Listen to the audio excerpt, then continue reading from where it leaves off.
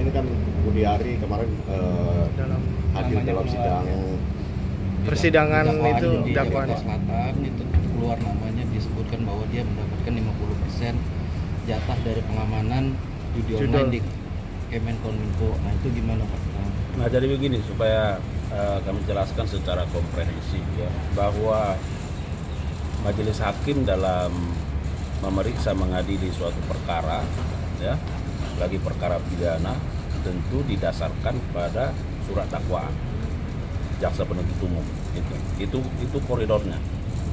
Nah, jaksa penuntut umum dalam menyusun surat dakwaannya tentu berdasarkan fakta-fakta dalam berkas perkara. Itu ya, tidak boleh lari dari situ. Nah, berkas perkara disusun oleh penyidik berdasarkan bukti-bukti yang diperoleh dalam proses penyidikan. Itu dulu prinsipnya. Nah, tentu dalam kaitan perkara ini kan ada beberapa orang yang sudah statusnya menjadi terdakwa, ya. Dan tentu jaksa penuntut umum dalam menyusun surat dakwaannya tentu didasarkan pada fakta-fakta yang ada di dalam berkas perkara. Nah, seperti yang dipertanyakan teman-teman media. Nah, lalu seperti apa nanti? Maka kita lihat dalam proses persidangan ini, ya. Karena apa? Karena proses persidangan ini dilakukan adalah untuk mencari kebenaran material yang didasarkan pada berbagai alat bukti.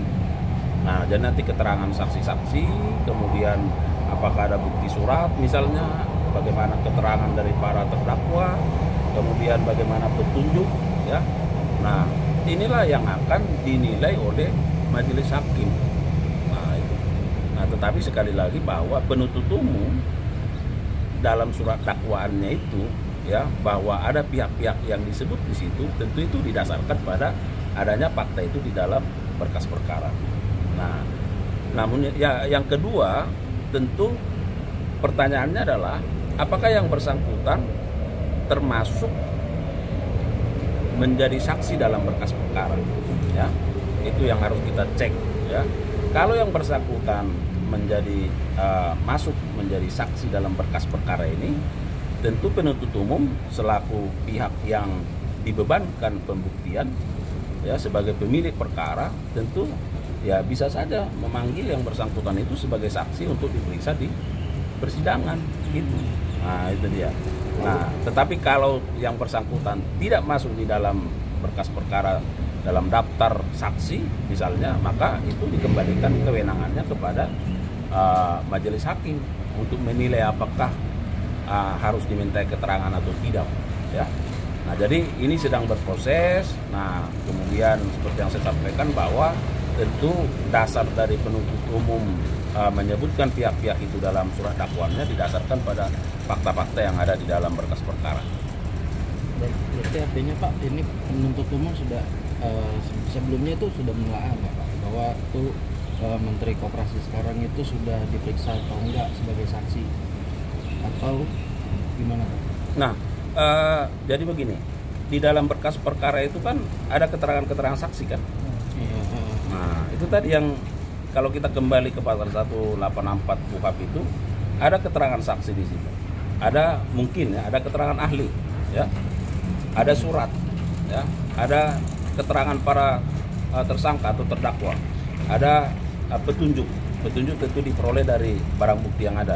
Nah, tidak harus dari keterangan yang bersangkutan, tetapi bisa dari keterangan-keterangan lain yang ada dalam berkas perkara.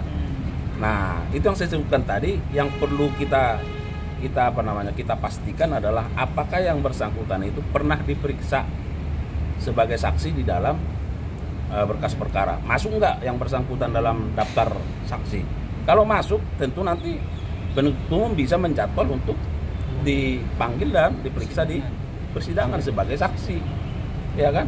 Nah, kalau tidak, ya kalau memang dari keterangan-keterangan nanti di persidangan ternyata kuat bahwa peran pihak-pihak terkait, hakim bisa menentukan sikap seperti apa. Itulah fungsinya majelis hakim yang memimpin mengadili perkara ini. Nah, itu dia. Ya. Keterangan saksi yang dihadirkan di persidangan selain dari Budi Ari, mereka menyebutkan ada keterkaitannya dengan Budi Ari ini terkait dana-dana yang masuk itu. apakah Kejaksaan Agung sendiri akan menyelidiki secara terpisah selain dari pihak Polda gitu Pak? Nah ini kan masih berproses, ya kan baru dibacakan surat dakwaannya. Ya.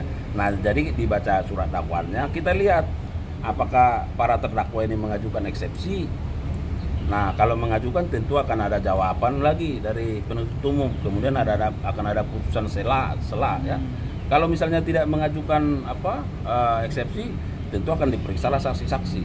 Nah konteks perkara ini, sekali lagi konteks perkara ini kan yang melakukan penyidikannya terhadap perkara judi online ini dilakukan oleh teman-teman di Polri. Posisi kami adalah sebagai penuntut umum, ya sebagai jaksa penuntut umum. Jadi itu harus bisa dipisahkan. Ya.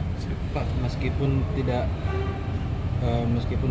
yang bersangkutan itu belum diperiksa sebagai saksi, ini kan di dalam surat dakwaan kemarin itu terang gitu bahwa dia mengakomodir 2 orang untuk masuk ke Komdigi, Kominfo kemarin itu untuk melakukan penjaringan situs-situs judi online dan menentukan tarif gitu. Dia juga mendapatkan bayaran. Nah itu bukannya udah cukup keterangan dari para terdakwa sendiri untuk menghadirkan yang bersangkutan dalam persidangan, Pak? Apakah JPU akan meminta majelis hakim untuk menghadirkan yang bersangkutan dalam persidangan? Nah itu yang saya sampaikan tadi. Nanti bagaimana proses persidangan ini akan kita lihat, ya kan? Nah disitulah peran dari majelis hakim yang memimpin, memeriksa, mengadili perkara ini.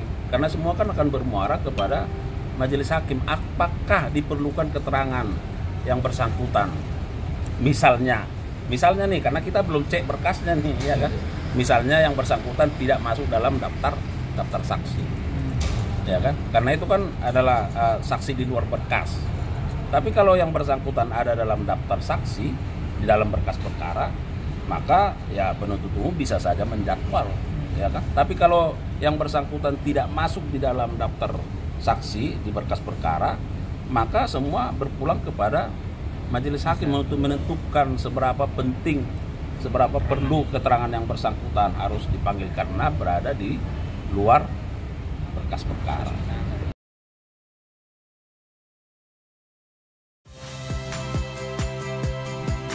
Saya Harjuno Pramendito.